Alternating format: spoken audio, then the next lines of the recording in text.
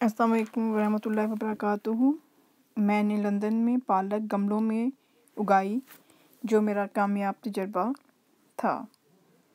पालक आलू के बाद सबसे ज़्यादा पसंद की जाने वाली सब्ज़ी है, जो यहाँ लंदन में भी काश्त हो सकती है। 500 से 600 टन हफ्तावार इसकी पैदावार हासिल की जाती है।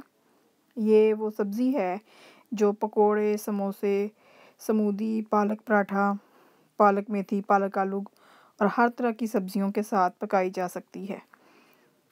जिस तरह इसका पकाना नहायत आसान है और ये अपने जायके में सबसे मुनफरिद है, बिल्कुल इसी तरह इसका उगाना भी बेहद आसान है।